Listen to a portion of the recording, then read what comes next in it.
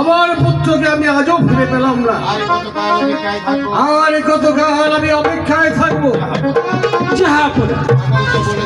পাগল তো বলেছিল, দেখিস একদিন তোরা তোদের ছেলেকে ঠিকই খুঁজে পাবি। পাগলের কথা তো মিথ্যে হতে পারে না জাহাপনা। অনুমতি দিলে আমি একটা কথা বলতে চাচ্ছি। নির্ভয়ে বলো সেনাপতি বাবুল খান, ওই চতুল গ্রামে এক গণক বাস করে।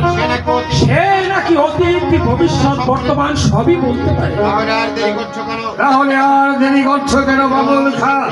এই মুহূর্তে ছুটে যায় ওই চণ্ডী গ্রামে, এমন করে হোক ওই গণক ঠাকুরকে আমার দরবারে হাজির করো।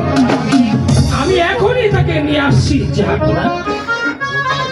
গণক ঠাকুর, গণক ঠাকুর, গণক ঠাকুর কি সত্যি পারবে? সে কি বলতে পারবে কোথায় আছে আমার সন্তান?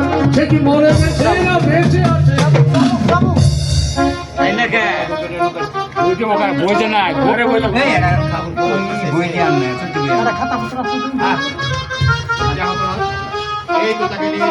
জাহাপনা, এই তো আমি তাকে নিয়ে এসেছি।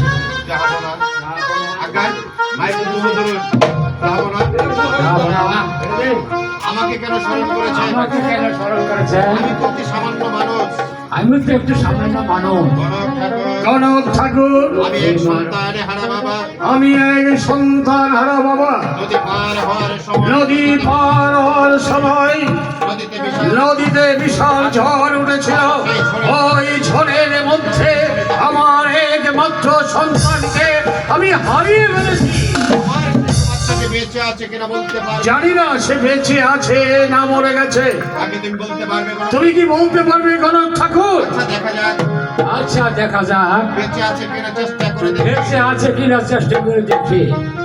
বেশ, দেখো।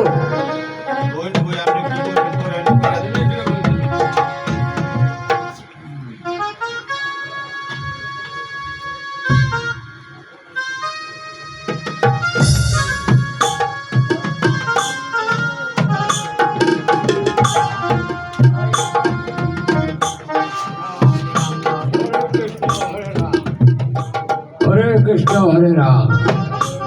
এই আম খায় জাম খায় বেশি দেয় গড় গড়া রাম গণ কবার সামগণ। উত্তরে পাহাড়, দক্ষিণে সাগর। কাঠের বলতে শিবিরের জন্য দক্ষিণ সাগর হাল দুটো কুত্তা খেতে বলতে ঘুরে। রাত্রি ভাই আমার বসে দুটা ঢড়ে করে পূর্ণিমা যায়।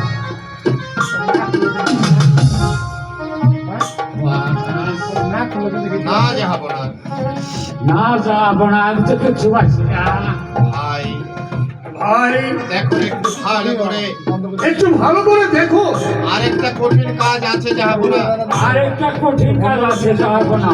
ওইটা যদি না দেখতে পারে, ওইটা যদি না দেখতে পারে তাহলে আমার যে ভীষণ ক্ষতি হয়ে যাবে। তাহলে আমাদের ভীষণ ক্ষতি হয়ে যাবে। রাত্রে ভাই এর বিনিময়ে তোমাকে আমি আমার জন্মের মণ্ডপ পূজার ভাই গণক ঠাকুর, এর বিনিময়ে এর বিনিময়ে আমার চণ্ডীর দণ্ডবের যে জমি রয়েছে সেই জমি আমি তোমার নামে লিখে দেবো।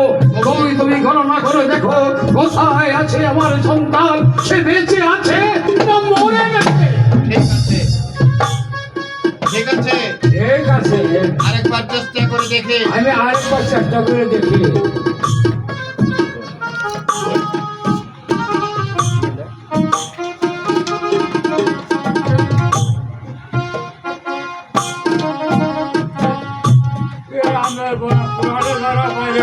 সেবা এই বাতাসের ডুবে অনুভব করতে নয় গাছের সাল পানির সেবা।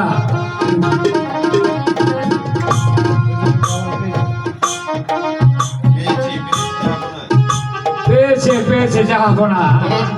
বলুন গণক মশাই কি পেয়েছে? বলুন বলুন গণক বলুন কি পেয়েছে?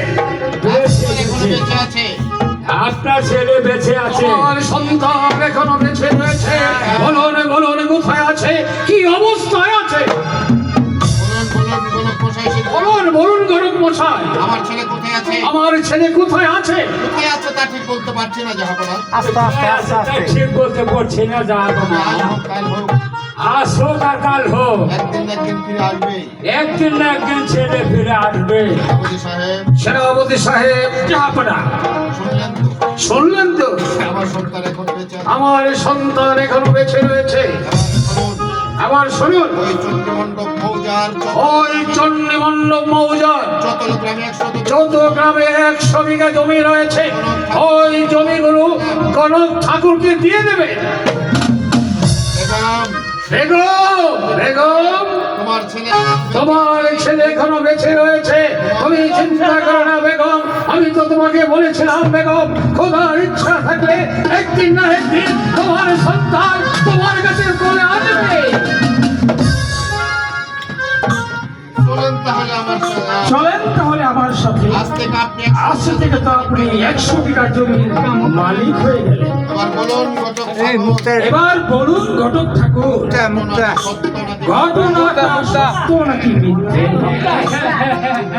একদম খাঁটি কথা। একদম খাঁটি কথা। সরিষা মেশিনে দিলে যেমন খাঁটি তেল বেরিয়ে আসে, সরিষা মেশিনে দিলে যেমন খাঁটি তেল হয়, তার চেয়েও 1000 গুণ পাওয়ার নিয়ে তার তো 1000 গুণ পাওয়ার নেই।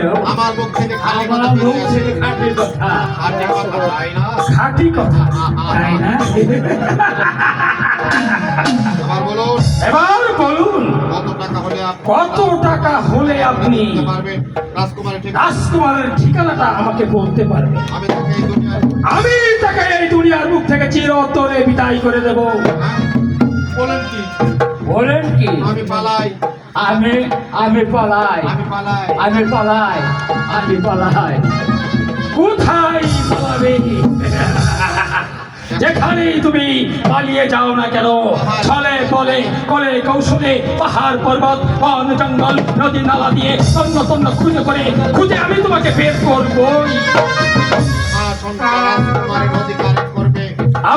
আমি বেঁচে থাকতে রাজকুমার অধিকার করবে এই সিংহাসন। না না, তা আমি কিছুতেই হতে দিতে পারি না। বলে বলে কৌশলে ছলে বলে কৌশলে বিরক্ত কেন? যেভাবেই হোক না কেন, আমি চাই ওই সিংহাসন। আমি চাই এই সিংহাসন।